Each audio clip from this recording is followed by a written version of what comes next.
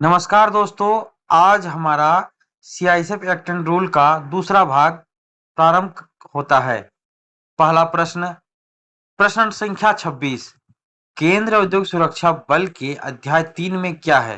उत्तर, केंद्र औद्योगिक सुरक्षा बल के अध्याय 3 में गिरफ्तारी, तलाशी, विहित रैंक की प्रक्रिया के बारे में बताया गया है तथा अध्याय 3 में सीआईएसएफ नियम 13, नियम 14 और नियम 15 के बारे में बताया गया है। प्रश्न संख्या 27।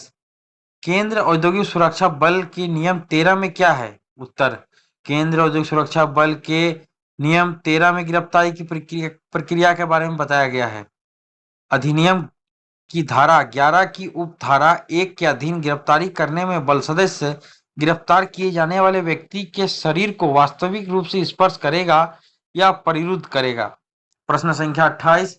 केंद्र औद्योगिक सुरक्षा बल के नियम 14 में क्या है? उत्तर, केंद्र औद्योगिक सुरक्षा बल के नियम 14 में तलाशी के बारे में बताया गया है। नोट, केंद्र औद्योगिक सुरक्षा बल अधिनियम की धारा 12 में तलाशी की प्रक्रिया में बताया गया है। प्रश्न संख्या 29। केंद्र औद्योगिक सुरक्षा बल के नियम 15 में क्या है? उत्तर, केंद्र औद्योगिक सुरक्षा बल के नियम 15 में विहित रैंक के बारे में बताया गया है, जिसमें अधिनियम की धारा की उपधारा 1 के प्रयोजनों के लिए विहित रैंक हेड कांस्टेबल होगा। प्रश्न संख्या 30। केंद्र औद्योगिक सुरक्षा बल के अध्याय 4 में क्या दिया हुआ है? उत्तर, केंद्र औद्योगिक सुरक्षा बल के अध्याय 4 में बल में भर्ती के तहत बल में नियुक्ति की शक्तियां नियम 16, बल में नियुक्ति के लिए पात्रता की शर्तें नियम 17 और बल में निहर्तता नियम 18 दिया हुआ है। प्रश्न संख्या 31। केंद्र औद्योगिक सुरक्षा बल के नियम 16 में क्या है? उत्तर, केंद्र औद्योगिक सुरक्षा बल के नियम 16 में नियुक्ति की शक्तियां दी हुई है। अधिनियम और इन नियमों के उपबंधों के अध्ययन उप निरीक्षक यानी एसआई और निरीक्षक इंस्पेक्टर के पद पर नियुक्तियां उप महानिरीक्षक डीआईजी के द्वारा की जाती है और सहायक उप निरीक्षक एएसआई, हेड कांस्टेबल और कांस्टेबल के रैंक में नियुक्तियां वरिष्ठ कमांडेंट या कमांडेंट द्वारा की जाती है। प्रश्न संख्या 32। केंद्र औद्योगिक सुरक्षा बल के अध्याय 5 में क्या है? केंद्र औद्योगिक सुरक्षा बल के अध्याय 5 में सीधी भर्ती के बारे में बताया गया है। अध्याय 5 में कुल 4 नियम हैं। नियम 19, नियम 20, नियम 21, नियम 22। प्रश्न संख्या 33। केंद्र औद्योगिक सुरक्षा बल के नियम 19 में क्या है? केंद्र औद्योगिक सुरक्षा बल के नियम 19 में बल सदस्यों के पदों का नाम, उनका वर्गीकरण और वेतनमान दिया हुआ है। प्रश्न संख्या 34। केंद्र औद्योगिक सुरक्षा बल के नियम 20 में क्या है? उत्तर, केंद्र औद्योगिक सुरक्षा बल के नियम 20 में भर्ती की पद्धति, आयु सीमा, अन्य अर्हताएं के बारे में बताया गया है। प्रश्न संख्या 35। केंद्र औद्योगिक सुरक्षा बल के नियम 21 में क्या है? केंद्र औद्योगिक सुरक्षा बल के नियम 21 में करार के बारे में बताया गया है। प्रश्न संख्या 36। केंद्र औद्योगिक सुरक्षा बल के नियम 22 में क्या है? केंद्र औद्योगिक सुरक्षा बल के नियम 22 में काडर के बारे में बताया गया है।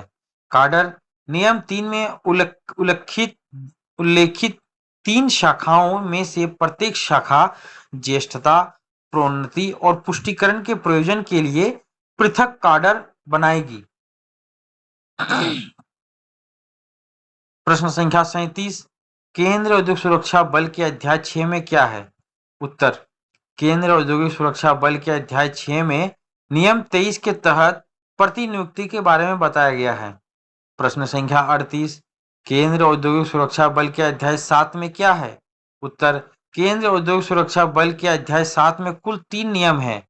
नियम 24 प्रोन्नति, नियम 25 परिवीक्षा, नियम 26 समाप्ति। प्रश्न संख्या 39। केंद्र औद्योगिक सुरक्षा बल के अध्याय 8 में क्या है? केंद्र औद्योगिक सुरक्षा बल के अध्याय 8 में विशेष उपबंध के बारे में बताया गया है। इसमें कुल 2 नियम हैं, नियम 27 और नियम 28। प्रश्न संख्या 40। केंद्र औद्योगिक सुरक्षा बल के नियम 27 में क्या है? उत्तर, केंद्र औद्योगिक सुरक्षा बल के नियम 27 में व्यक्तियों के कतिपय प्रवर्गों के लिए विशेष उपबंध के बारे में बताया गया है। प्रश्न संख्या 41, केंद्र औद्योगिक सुरक्षा बल के नियम 28 में क्या है? उत्तर, केंद्र औद्योगिक सुरक्षा बल के नियम 28 में शिथिल करने की शक्ति के बारे में बताया गया है। प्रश्न संख्या 42, केंद्र औद्योगिक सुरक्षा बल के अध्याय 9 में क्या है? उत्तर, केंद्र औद्योगिक सुरक्षा बल के अध्याय 9 में सेवा की शर्तें और आचरण के बारे में बताया गया है तथा इसके तहत दो नियम 29 और नियम 30 दिया हुआ है। प्रश्न संख्या 43, केंद्र औद्योगिक सुरक्षा बल के नियम 29 में क्या है? केंद्र औद्योगिक सुरक्षा बल के नियम 29 में निर्देशिकाएं दी हुई है। प्रश्न संख्या 44, केंद्रीय औद्योगिक सुरक्षा बल के नियम 30 में क्या है? उत्तर, केंद्रीय औद्योगिक सुरक्षा बल के नियम 30 में सत्यनिष्ठा का प्रतिज्ञान के बारे में दिया गया है। प्रश्न संख्या 45, केंद्रीय औद्योगिक सुरक्षा बल के अध्याय चैप्टर 10 में क्या है और कितने नियम दिए गए हैं? उत्तर, केंद्रीय औद्योगिक सुरक्षा बल के अध्याय 10 में शास्तियां यानी पेनल्टीज और प्रक्रिया यानी प्रोसीड्यूर के बारे में उल्लेख किया गया है तथा इसमें 31 से नियम 43 तक दिया हुआ है। प्रश्न संख्या 46, केंद्रीय औद्योगिक सुरक्षा बल के नियम 31 में क्या है? केंद्रीय औद्योगिक सुरक्षा बल के नियम 31 में अनुशासन शासित करने वाले नियम रूल्स गवर्निंग डिसिप्लिन दिए हुए हैं। प्रश्न संख्या 47, केंद्रीय औद्योगिक सुरक्षा बल के नियम 32 में क्या है? उत्तर, केंद्र औद्योगिक सुरक्षा बल के नियम 32 में अनुशासनिक प्राधिकारी डिसिप्लिनरी अथॉरिटी के बारे में बताया गया है। प्रश्न संख्या 48, केंद्र औद्योगिक सुरक्षा बल के नियम 33 में क्या है? उत्तर, केंद्र औद्योगिक सुरक्षा बल के नियम 33 में निलंबन यानी सस्पेंशन के बारे में बताया गया है। प्रश्न संख्या 49, भर्ती किया गया बल सदस्य नियुक्ति प्राधिकारी के आदेश द्वारा निलंबित समझा जाएगा यदि वह 48 घंटे की अवधि से अधिक के लिए चाहे किसी दांडिक आरोप के संबंध में अथवा अन्यथा अभिरक्षा में निरुद्ध रखा गया है। उसके निरोध की तारीख से बी, अपराध के लिए दोष सिद्धि की दशा में जिसमें वह 48 घंटे से अधिक के कारावास की अवधि के लिए दंडित किया गया है और दोष सिद्धि के फलस्वरूप उसे पद से हटाया नहीं गया हो। प्रश्न संख्या 50, केंद्र औद्योगिक सुरक्षा बल के नियम 34 में क्या है? केंद्र औद्योगिक सुरक्षा बल के नियम 34 में शक्तियों की प्रकृति नेचर ऑफ पेनल्टीज के बारे में बताया गया है। इसके तहत दो प्रकार के पेनल्टीज आती हैं। पहला, गंभीर शास्तियां मेजर पेनल्टीज। पहला, डिसमिसल फ्रॉम सर्विस। दूसरा, रिमूवल फ्रॉम सर्विस। तीसरा, compulsory retirement.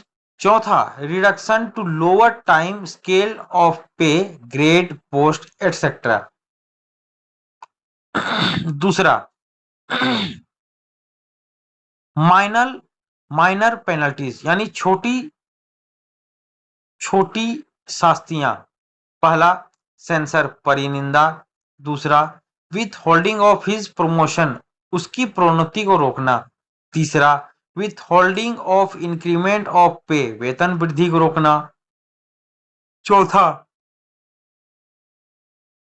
Fine to any amount not exceeding of 7 days पे 7 दिन के वेतन से अनधिक की राशि के लिए अधिक की राशि के लिए जुर्माना।